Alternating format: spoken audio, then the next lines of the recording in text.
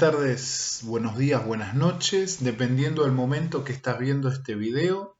¿Cómo estás? Te saludo de este canal, tu canal, mi canal Cristian Toriasi de teología, teología cristiana, teología arminiano-wesleyana, teología bíblica, vida cristiana y un poquito de apologética. En esta oportunidad quiero hacer una reflexión bíblico-teológica acerca de un concepto que espero que te pueda servir el reflexionar sobre este concepto, que es para los cristianos y para el mundo cristiano de hoy, en medio de nuestra sociedad postmodernista, definirlo y reflexionar de acuerdo a la definición que parte de la Biblia, ¿sí? Porque nosotros siempre vamos a partir de la Biblia. El centro nuestro es la Biblia, o por lo menos desde una teología wesleyana, cristiana wesleyana, siempre partimos de la Biblia y auxiliamos con la razón, auxiliamos con la experiencia y auxiliamos con la tradición o la historia, ¿no? de la iglesia y de la humanidad en general. Y el concepto que quiero desarrollar o reflexionar más que nada es el amor de Dios. ¿Por qué es necesario traer una reflexión bíblico-teológica del amor de Dios que sea clara? Porque estamos bajo una mirada diferente en el mundo cristiano en general acerca del amor de Dios. Como decimos que Dios es amor, y eso es una afirmación certera en la Biblia, de que la esencia de Dios es amor, entonces decimos que como Dios es amor, Dios por definición debe ser permisivo, Dios por definición debe ser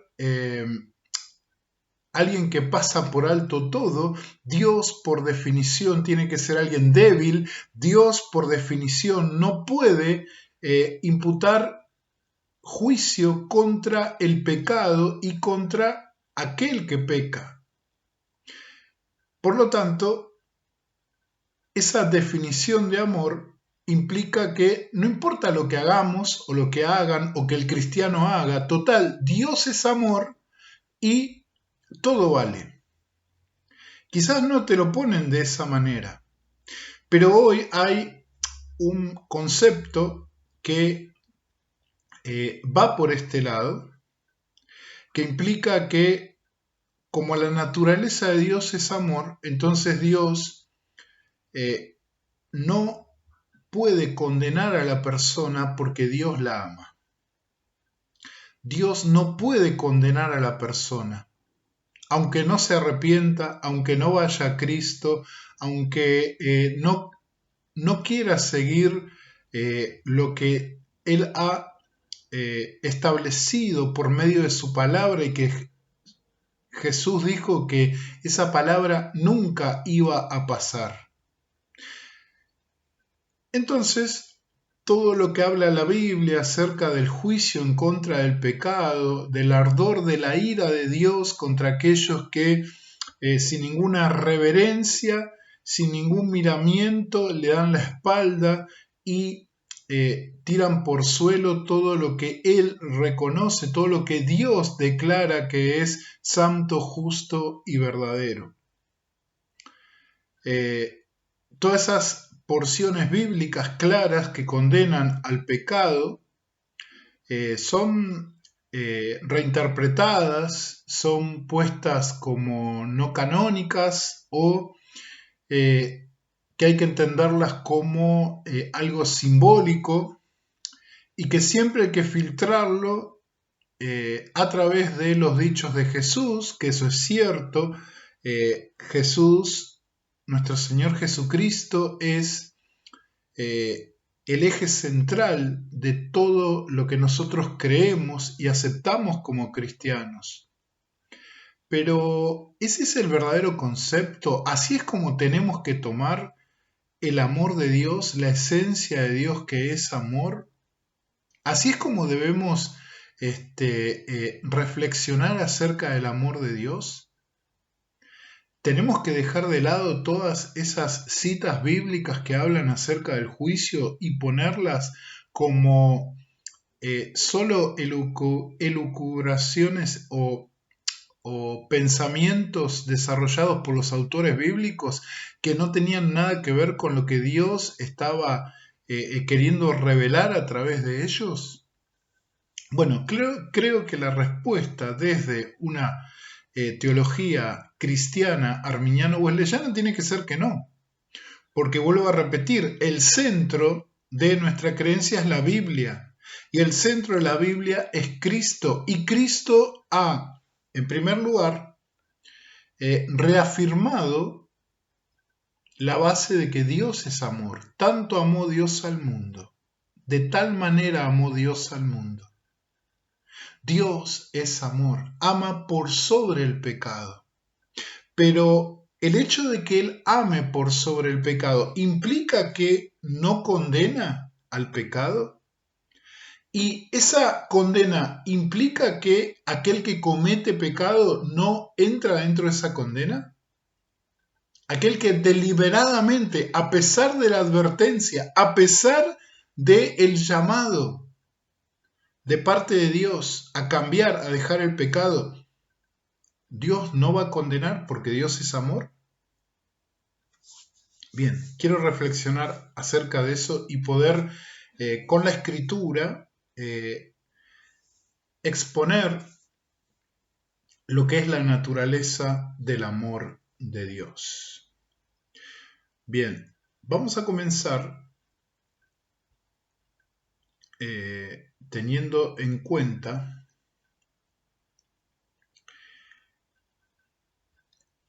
qué es o cómo se manifiesta el amor de Dios entre los cristianos, porque el centro de esta reflexión tiene que ver con la vida cristiana. Hay un texto que creo que es ordenador de este tema,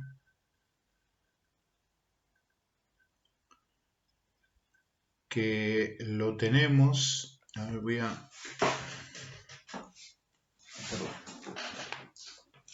disculpen, lo voy a buscar acá.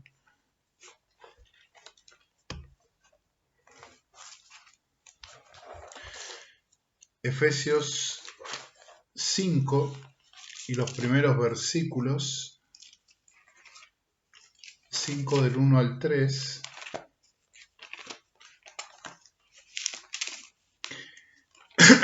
Y vemos como acá el apóstol Pablo, dirigido por el Espíritu Santo, plantea cómo es el amor manifestado en los que están en Cristo Jesús. Dice Efesios 5, 1 al 3, sed pues imitadores de Dios como hijos amados, y andad en amor, como también Cristo nos amó y se entregó a sí mismo por nosotros, ofrenda y sacrificio a Dios en olor fragante. Pero fornicación y toda inmundicia o avaricia ni aun se nombre entre vosotros como conviene a santos.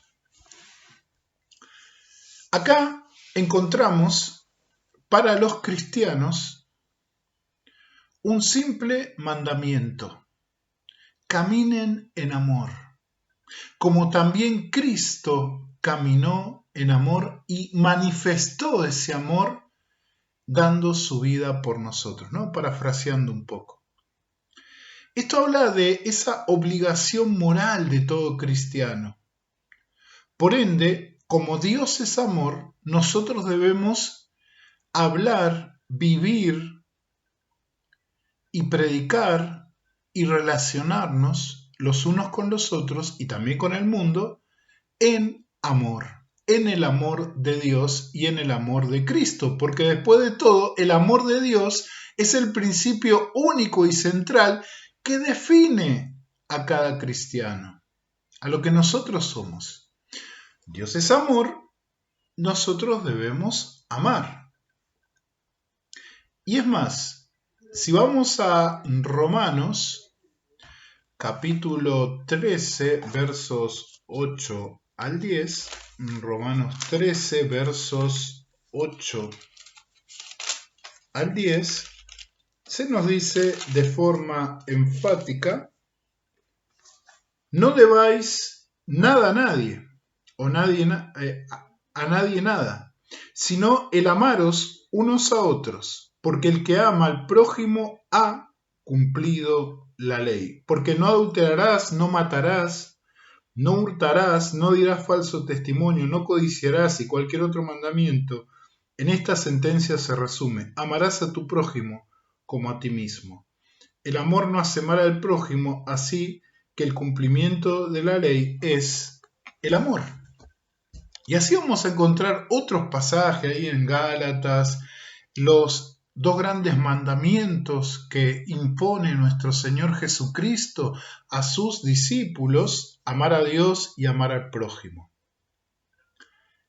En otras palabras, el amor, como dice allí en Colosenses 3:14, es el vínculo del cristiano con otros cristianos, con Dios y con el mundo.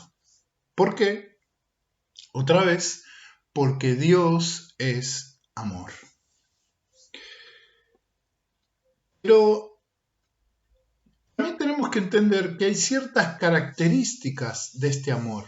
Por ejemplo, el amor que nosotros debemos manifestar es un amor siempre sacrificial, misericordioso, compasivo, comprensivo, amable, generoso y paciente. Estas y otras cualidades aparecen en aquel que vive en el verdadero amor, es decir, en aquel que vive en Dios. Acuérdate: sacrificial, misericordioso, compasivo, comprensivo, amable, generoso y paciente. ¿Por qué? Porque estas características están en Dios. Dios es misericordioso, es decir, que Él carga sobre sí el dolor que nosotros sentimos, lo siente Él, por lo tanto actúa para perdonarnos, actúa para cambiar nuestra situación. Dios es compasivo, Él se pone en nuestros zapatos, se pone en el zapato del mentiroso, se pone en el zapato del el asesino, de todos aquellos que pecan. Sabe la condena que viene a causa del pecado y se pone en el zapato, y al amar manifiesta su compasión. También Dios es generoso. Y ahí entra el concepto de la gracia. Él tiene una voluntad abierta para ayudar y bendecir a aquellos que están lejos de Él. Y Dios es paciente. Dios espera. Dios no es un Dios como lo describen muchos ateos y secularistas, que lo describen como alguien que rompe en ira de la noche a la mañana, o usan textos para decir que Dios es alguien colérico, que no se puede saber qué es lo que siente, porque un día está bien, otro no. Eso eran los dioses paganos, eso eran las mitologías griegas, celtas. No, el Dios de la Biblia no es así. Él es paciente. Cuando ocurrió el diluvio esperó 120 años.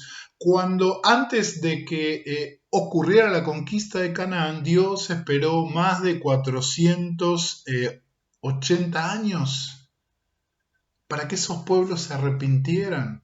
Dios es paciente, Dios es comprensivo, Dios te comprende. Tanto que Él, en Cristo, su Hijo, experimentó la humanidad. Por eso nos comprende, nos entiende. Ahora, con todas estas características, uno puede decir, bueno, con un Dios así, y el cristiano que tiene que vivir esa vida, ese amor, porque el amor es vida, porque la vida está en Dios, y la vida viene de Dios, entonces yo tengo que entender a todos, comprender a todos y, por ejemplo, no denunciar pecados, ni hablar de la justicia de Dios, ni de la santidad de Dios. Entonces yo, como el amor de Dios es comprensivo, bueno, Dios te comprende, listo, seguí así, total, en algún momento vas a cambiar. Y dejamos que todo pase. Pero ¿ese es el amor que describe a Dios? ¿Es esa la esencia de Dios? Hay otra característica del amor de Dios. El amor de Dios también es un amor feroz. Sí, el amor de Dios es un amor feroz. Y esto no implica que Dios sea, como dije, que dicen algunos, un psicópata. No, Dios no es un psicópata. O sea, ¿ama a aquel que condena al infierno? Sí. Y ahora voy a explicarlo. Si lo ama, ¿por qué no remite la condena? Ahora lo voy a explicar.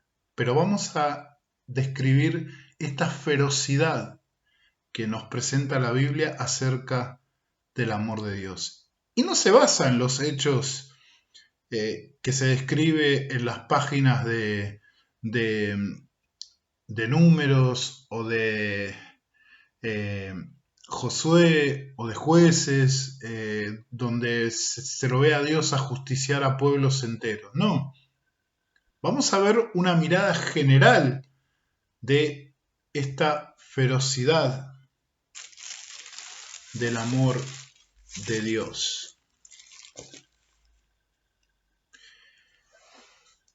Porque el amor de Dios, o sea, Dios, presenta múltiples facetas, aunque en su totalidad presenta estas cualidades que ya he descrito, estas cualidades eh, de comprensión, de compasión, también hay ferocidad.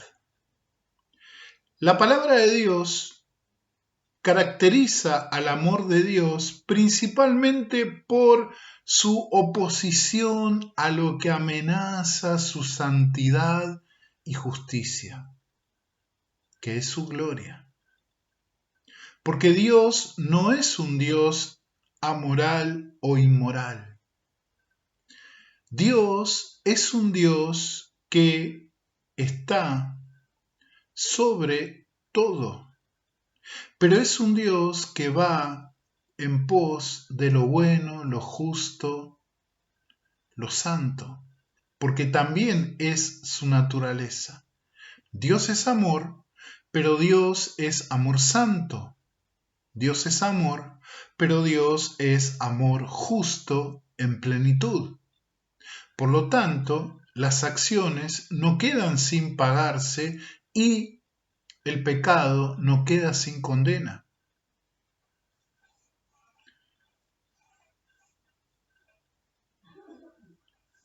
Por ejemplo, en el Salmo 5, verso 11,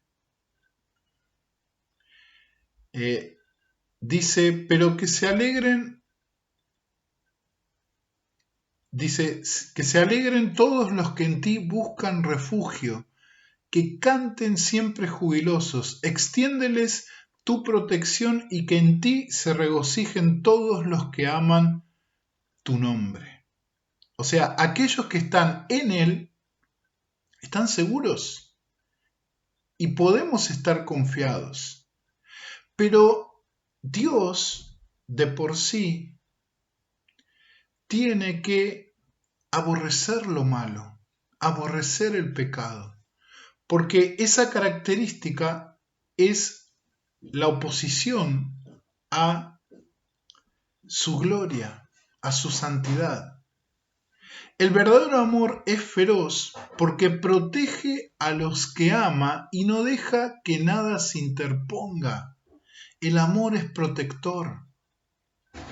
Y Dios nos ama, y porque nos ama no quiere que el pecado nos destruya. Sí, el pecado, preséntese como se le presente, o como se presente, el pecado destruye, arruina y termina con cualquier criatura moralmente, con cualquier criatura con capacidad moral. La destruye, la elimina. A Dios, por ejemplo, en Hebreos 12:29 se le llama fuego consumidor.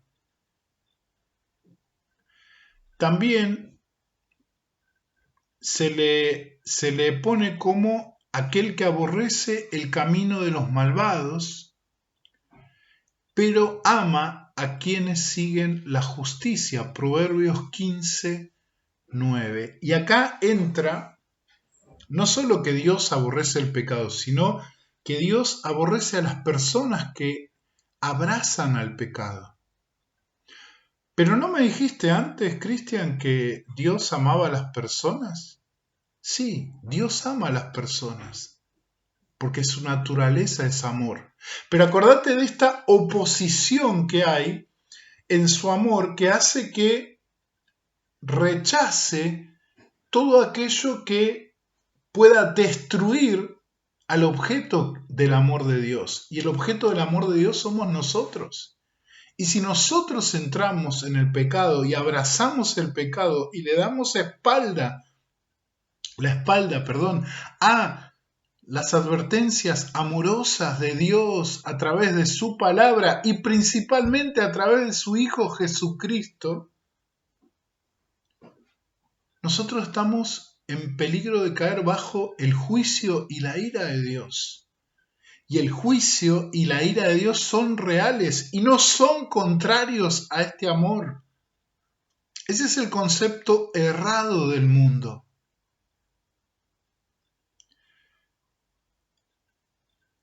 Que el amor de Dios tiene que ser permisivo, con todo mal, pecado e injusticia. Pero no es lo que nos revela la Escritura y tampoco es lo que revela nuestro Señor Jesucristo. Generalmente, ahora sí quiero puntualizar, generalmente se usa este concepto del amor para poder apoyar una tendencia que lamentablemente es cada vez mayor en las iglesias cristianas evangélicas, que es el hecho eh, de decir, bien, como Dios nos llama a amar, como vimos, y Dios es amor, entonces tenemos que aceptar a las personas y a sus pecados. Aceptar a las personas con sus pecados. Aceptamos a las personas, sí, pero ¿aceptamos el pecado?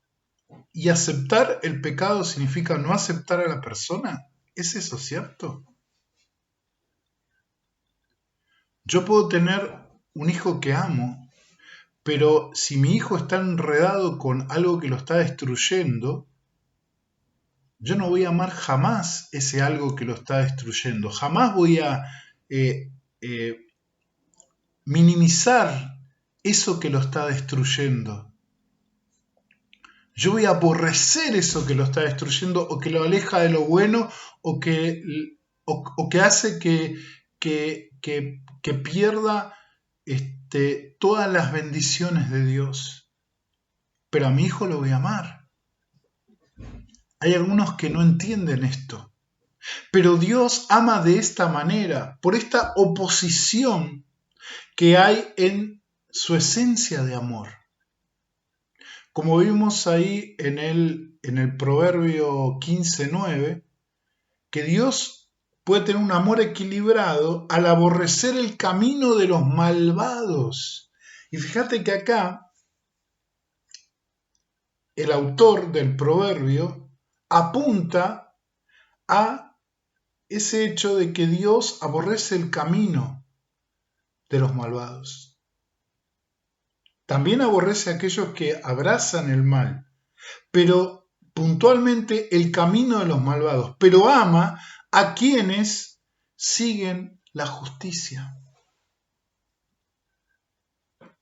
¿Esto implica que en la iglesia debe haber élites? No, de ninguna manera. Esto hace que nosotros podamos entender de forma equilibrada cuál es el amor de Dios, que invita a todos por su compasión, que invita a todos por su comprensión, que invita a todos por su apertura y su entrega sacrificial a que sean partícipes de este amor. Pero este amor nos lleva a contraponernos con nuestro pecado. ¿Te acordás que dije que el amor de Dios es sacrificial? Si Dios, por ser amor, acepta a todos con todos sus pecados y acepta todos los pecados porque, bueno, Él es amor y después los va a ver cómo los va a sacar. No. ¿Por qué envió a su Hijo? ¿Por qué tuvo que morir en la cruz? ¿Por qué tuvo que ofrecer su vida en propiciación por nuestros pecados? Si el pecado no es algo tan grave, si las cosas que vivimos y hacemos para Dios no son tan graves, si no afectan su amor, si no se contraponen con su amor. Esa es la pregunta. Algunos, por ejemplo, podrán tomar esa posición que dicen que el sacrificio de Cristo fue un ejemplo de amor y nada más, que algún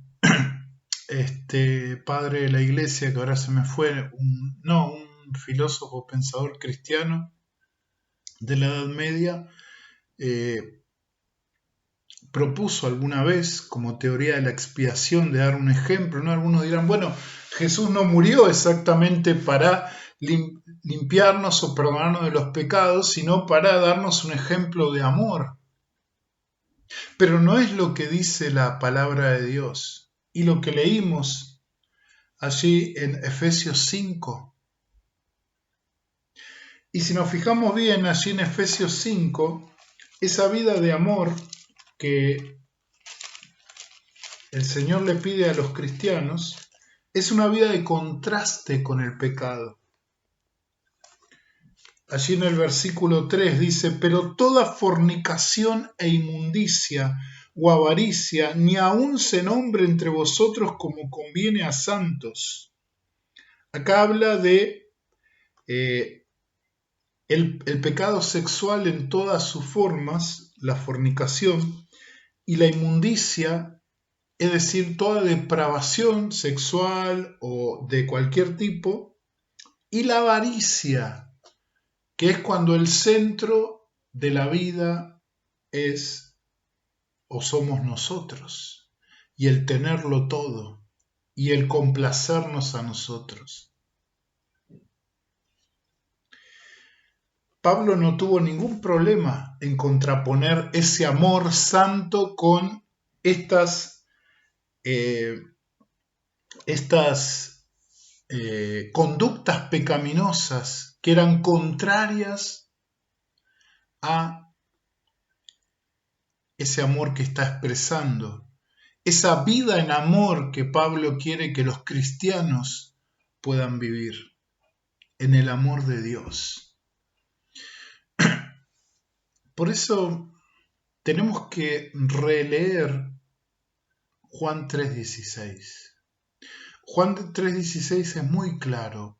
Tanto amó Dios al mundo, que envió a su Hijo único para que todo aquel que en Él cree no se pierda. Está la posibilidad de perdernos. Si Jesús hubiera declarado de forma fehaciente que no importa cómo vivamos, como Dios es amor, entonces podemos vivir con nuestro pecado total, Dios nos va a comprender. ¿Por qué Jesús dijo no se pierda? ¿Por qué está el énfasis, la urgencia de Jesús en que crean en aquella obra de amor que se cristalizó en su sacrificio, porque si no sería en vano todo lo que hizo Jesús.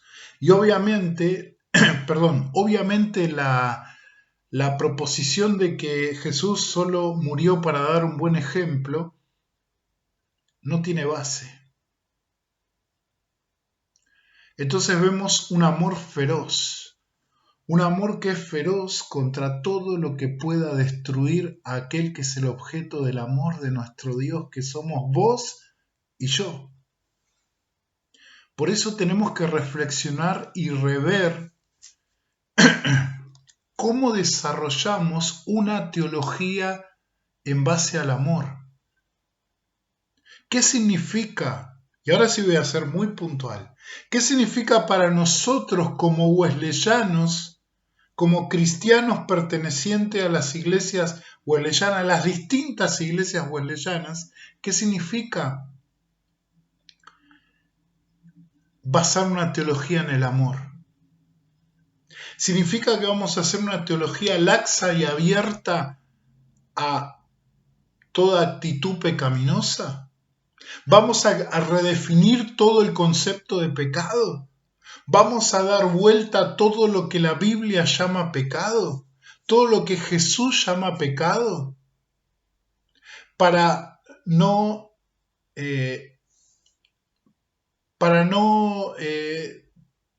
poner en contradicción esta doctrina básica de la teología, no solo wesleyana, sino la teología cristiana en general, de que la esencia de Dios es amor. Vamos a redefinir la esencia de amor solo porque este mundo que hoy en el que nosotros hoy vivimos no le gusta la definición de amor de la Biblia, la definición que le da a la esencia de Dios. No, yo me quedo con lo que dice la Escritura, con lo que dice Dios. Y yo te animo a que lo hagas así, que reflexiones, que vayas a la Escritura.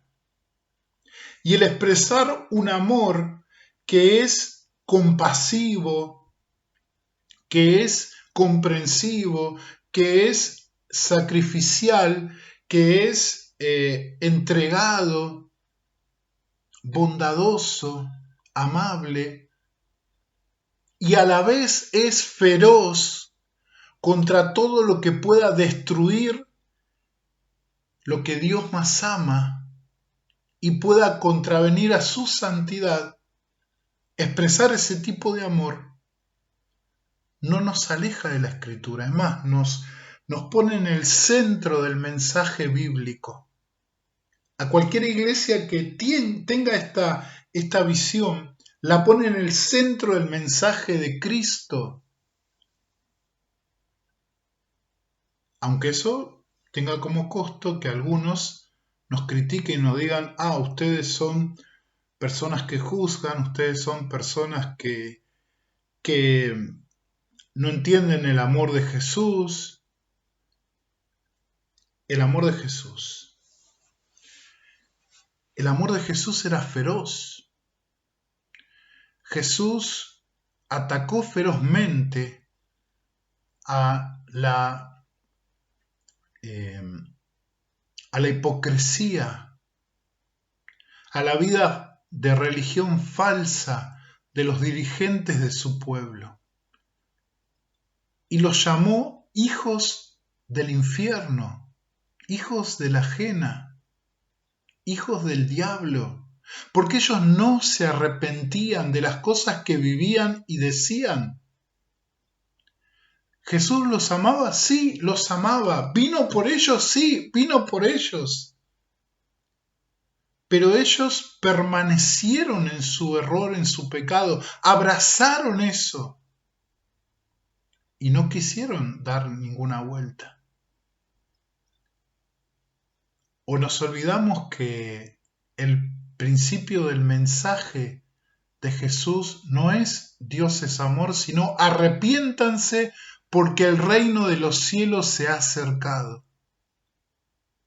El amor puro de Dios, al chocarse con nuestro pecado, nos tiene que llevar a dos cosas. Primero, a reconocer que nada podemos hacer por nosotros mismos. En segundo lugar, a reconocer que toda la posibilidad de salvación y cambio para nuestra vida está en Dios, en Cristo Jesús, en nuestro Señor, por lo que Él hizo en la cruz. Y eso nos debe llevar al arrepentimiento. Nosotros no debemos permitir que el pecado siga gobernando nuestra vida, sea cual sea el pecado sexual, social, sea cual sea, pequeño o grande, el pecado no debe gobernar nuestra vida. No tiene que gobernar nuestra vida. El que tiene que gobernar nuestra vida es Cristo. Por ejemplo, en el pecado sexual tenemos dos casos muy, dos casos centrales que muestran el accionar de ese amor de Dios manifestado en Cristo. En primer lugar está esa mujer que no se dice el nombre, muchos decían que era prostituta, no se dice también, pero eso se sale por por los comentarios de los fariseos que estaban allí con Jesús. Si supieras lo que esta mujer hace, no dejarías que te toque. Y la mujer estaba arrepentida, bañando con sus lágrimas los pies del Señor y enjugándolo con sus cabellos. Y Jesús le dijo que por el amor de esta mujer, sus pecados iban a ser perdonados. Por el amor que ella estaba ofreciendo a Jesús, su entrega a Jesús, y por el amor que ella sentía que Cristo le estaba dando a ella, por sus palabras de arrepentimiento. Ella se arrepintió y sus pecados tuvieron que ser perdonados, no fueron tapados, no fueron sus pecados cubiertos, así bueno, no pasó nada acá, vení conmigo, no. Sus pecados tuvieron que ser perdonados. Pero primero ella expresó una actitud de arrepentimiento. Hubo un choque con la vida de esta mujer y lo que decía Jesús. Obviamente lo que ella vivía era incompatible con la vida y el mensaje de Jesús. Pero el mensaje de Jesús atrae a las personas que viven lejos de Dios en incompatibilidad constante con Dios. Y lo que hace es que cambien. El amor de Dios transforma. El amor de Dios no apaña.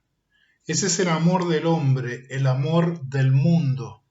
El amor de Dios transforma. El amor de Dios cambia. Ese es el centro del mensaje de la Escritura.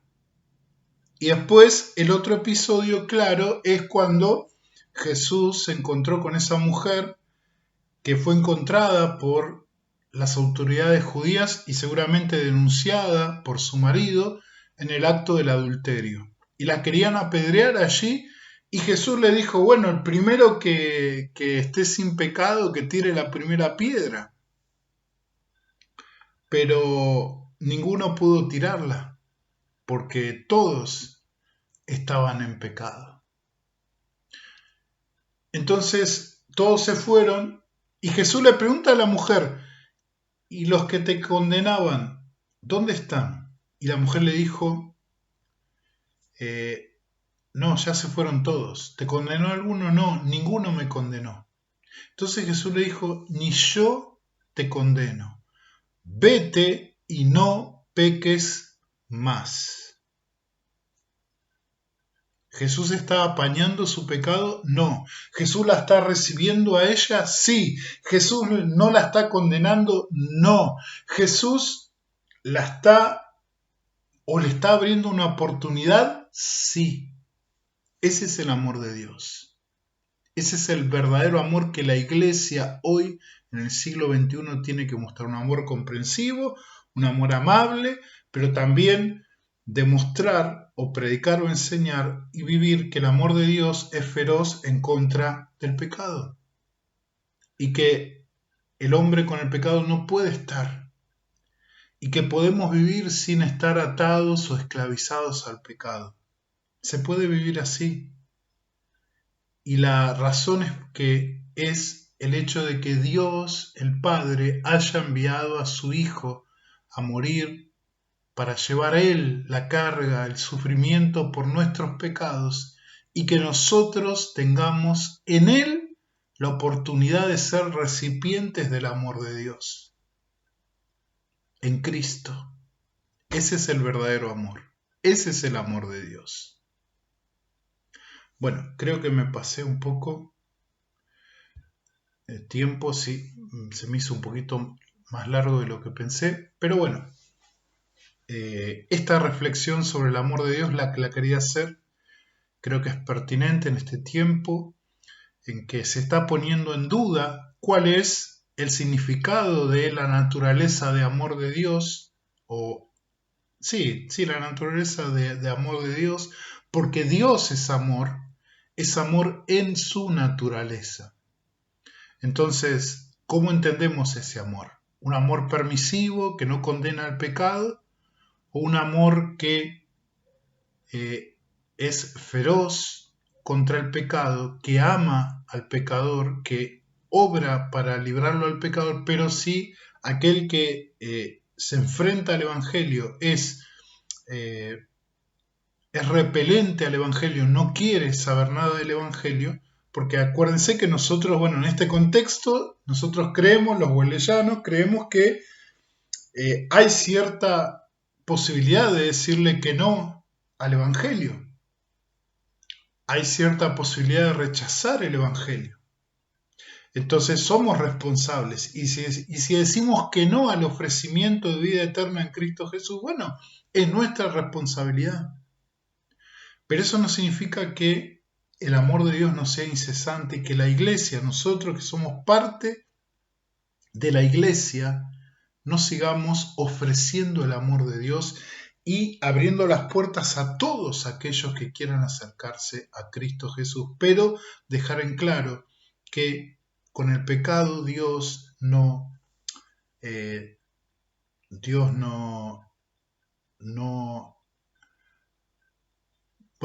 tranza. O sea, Dios no lo deja pasar al pecado. Dios lo quiere tratar al pecado en nuestras vidas.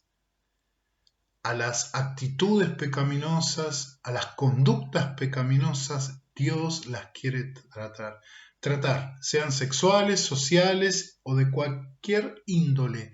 Dios las quiere tratar. Y el único tratamiento es la sangre de Jesucristo. La sangre de Cristo, dice la Escritura, nos limpia de todo pecado. Y eso es la manifestación plena del amor de Dios en la vida cristiana y en la vida ofrecida a todos los que quieran acercarse. Bueno, que Dios te bendiga. Cualquier cosa, deja tu comentario, si estás de acuerdo, si no. Acuérdate que esto lo hago desde el punto de vista arminiano-wesleyano, más que nada wesleyano. Yo soy parte del movimiento de santidad de una de las iglesias que son parte de ese movimiento, de la iglesia del Nazareno, y entendemos que ese es el enfoque del amor de Dios. Un amor abierto, comprensivo, pero a la vez también feroz con el pecado y que por eso se ha manifestado en Jesús para que nadie, absolutamente nadie tenga que perecer. Porque la naturaleza de amor de Dios lo hace hacer todo lo posible para que la mayoría, todos los que reciban ese amor, sean salvos. Y vos lo podés recibir, ¿sí? Todos lo podemos recibir. Está ofertado para todos, está proclamado para todos. Todos son invitados a ser parte y a experimentar el amor de nuestro Dios manifestado en Cristo Jesús. Bueno, que Dios te bendiga, no dilato más la despedida. y nos vemos en el próximo video. Por favor, si te gustó el video, deja un like, por favor, compartilo, por favor, hace algún comentario, eso va a ayudar mucho a mi canal. Y después voy a seguir con los otros temas que los dejé un poco abiertos y vamos a hacer otras reflexiones, ¿sí? Vamos a ir con los estudios de teología bíblica y vamos a poder ver otros temas interesantes que tienen que ver con la teología cristiana o la teología en general. Que Dios te bendiga y nos vemos en el próximo video. Chao.